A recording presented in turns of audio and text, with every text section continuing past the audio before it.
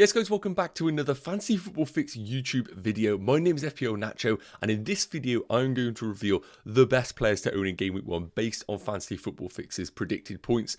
We're also going to talk about Arsenal midfielders, as I really think we need to have a discussion about that. And of course, I'll be revealing my Game Week 1 team, as there could be a few changes along the way and I need to discuss them. So make sure you do drop a like on this video. Make sure you do smash that subscribe button. And it's worth noting, Fantasy Football Fix now have the biggest discount ever with 63% off the premium membership. Check out the link in the bio to unveil all of the top managers in the world's teams to get live updates of whenever they are making a transfer. I follow it and I need all the help I can get, and these are the best people around, so make sure you do check out the link in the bio. And without further ado, let's get into today's video.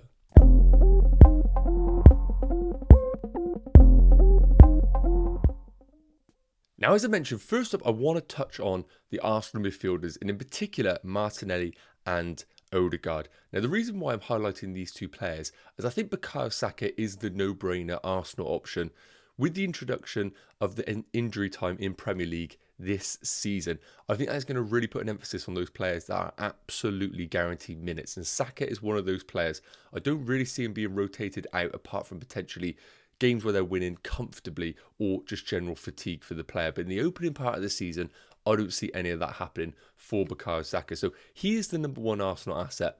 And with the fixtures that Arsenal have, I really do think doubling down on their players is the right route to go for. Now, looking at your screens here, you can see the underlying numbers based on last season. Martinelli is leading the way in pretty much every single department. Expected assists, expected goals, and these are all per 90 minutes. So as you can see, from an 8 million perspective, 0.5 million cheaper than Ødegaard, Martinelli is an amazing FPL option. And if you were to tell me right now that both were going to play 90 minutes for the next 5 game weeks, Martinelli would absolutely be that player. But looking at their minutes from last season, we can see Ødegaard played 3,140 and Martinelli played 2,805. We need to remember that's not including the introduction of this new extended injury time that we are going to see. Now, the reason why I'm a little bit worried about that is because, for example, if Martinelli was to consistently come off around the 70-minute mark, the same as what we saw in the Community Shield for someone like a Trossard, and then 10 minutes of extra time get added onto games, Ødegaard is going to play 30 minutes more than Martinelli from a consistent perspective. And over the course of a season, that is really going to add up and no doubt turn into eventual points that he can make up on Martinelli. It's also worth noting, this is a player in Ødegaard that broke the 200-point barrier last season. I don't think many people are talking about that. And you can see, yes, I know the ownership right now is in Ødegaard's favour at 22%. But I really do feel within the FPL community, a lot of managers are moving towards Martinelli the closer we get to the deadline. I do feel like the 22% of managers right now are just kind of like general managers who have seen the players scoring last season and have invested in Ødegaard. But I really think there's some merit towards that. You can see on the predicted points for the opening 6 game weeks, Ødegaard does lead the way on 27.5 to Martinelli's 26.4. Now, for me, I'm currently sat there with Martinelli, but the closer I get to the deadline, the more I start to think, do I want to go for the minutes risk option, which is Martinelli but higher ceiling, or the consistent returner in Ødegaard? And the closer I get to the deadline, the more I want to move a few things around in my team to get towards Ødegaard. His numbers are still fantastic, even though they're being beaten by Martinelli. If he was to play more minutes, then realistically, it could lead to more returns this year. So let me know your thoughts in the comments. I'm leaning towards Martinelli just because of the value perspective. But if I can make some few changes in my team, which I will discuss, I could fall on Ødegaard. Right, next up, let's move on to the predicted points ahead of Game Week 1. Okay then, so we need to have a little bit of a caveat here because at the time of recording, it sounds like Harry Kane is flying out to Bayern Munich to have his medicals and essentially leave Spurs, which is devastating news for both the Premier League and Spurs fans. So Harry Kane is currently the second highest scoring forward based on our predicted points for Game Week 1. He needs to come out of this list here, and it's worth noting that Calvert-Lewin will replace Kane. He'll be the 5th. I believe Calvert-Lewin is around, let me just get up for you. Calvert-Lewin is predicted to score 3.1 points in Game Week 1. So he comes in just below Gakpo going into this new game week. But here we can see the top 5 players in each position for predicted points. So Onana, Ramsdale, Leno, Steele and Pope for the goalkeepers. No surprise that Stupinan leads the way with that brilliant Luton game at home with 4.7 predicted points. I do think he is one of the best defenders to have going into game week 1. The same as Gabriel. That Arsenal defence looked fantastic in the Community Shield. And with the options available to them to have Rice and Partey, I think there's going to be plenty of clean sheets for Arsenal this season. And especially in the goalkeeper department, it's worth noting, with Ramsdale having 4.5 predicted points, long term, Ramsdale is a little bit of a risk with David Raya now signing for Arsenal, making the competition for goalkeepers there very, very tough and therefore hard to predict for our future returns as a goalkeeper. Now, moving into the midfielders, Saka leads the way on 6.1, justifying what I mentioned about being the best Arsenal midfielder in the game. But De Bruyne surprisingly comes in at second. Now, I would argue this is quite a risky pick because his minutes are very unclear whether he's going to play consistently or not. They have a tough game in game week 2.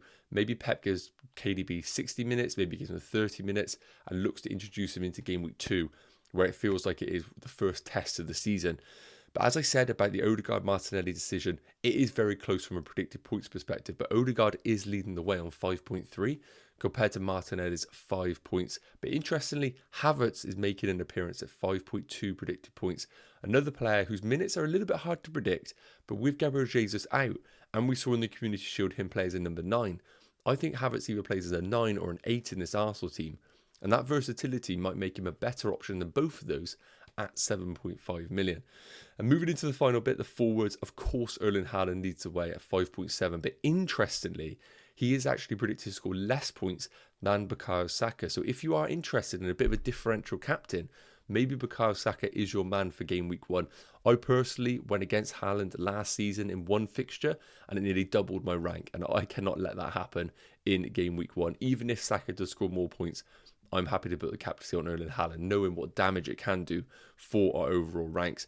But Visser is there at 3.8, Watkins at 3.4. I know a lot of the community are moving towards Watkins at 3.4 predicted points. And I still think long term, we know game week 1 is the toughest of their fixtures. And then they start to get better. Therefore, returns should look better for Watkins. Now, a lot of people are wondering about João Pedro as an option. Why he's only predicted to score 1.5 points based on our algorithm. But it is worth noting that this does take into the account the uncertainty of minutes. We don't know whether João Pedro is going to play considerable minutes or not in this team.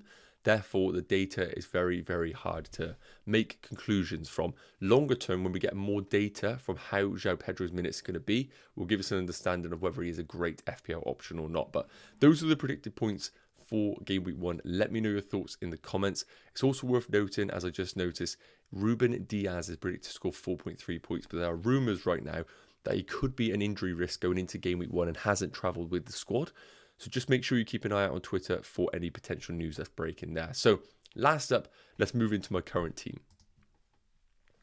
So at the time recording, this is how my team is looking. Now, I am a sucker for those that used to tune into the live streams last season for changing my team last minute. So if you do want to stay up to date with everything on their personal team, head over to FPL Nacho over on Twitter or on TikTok, where we'll be updating you. But this has been a team that has been kind of locked in for my team for a while now. Now, there's a certain amount of players in this team that have just basically been locked into my team. And those include Gabriel, Stupinan, Chilwell and Kabore for the defenders, Bruno Fernandes, Saka and Rashford for the midfielders, and Haaland and Watkins as my forwards, with Mabama being a 4.5 that has been consistently in my team recently. And of course, now Matt Turner has made his move from Arsenal to Forest and he is officially a Forest player. He has emerged now as the best 4 million goalkeeper. We don't need to overthink it. Turner is absolutely in our squads and should be in yours ahead of West Ham's Areola. Now, the decisions that I need to make a little bit of clarity about. Firstly, the goalkeeper. I'm currently leaning towards Onana. I feel like the ownership of a United defence is quite large.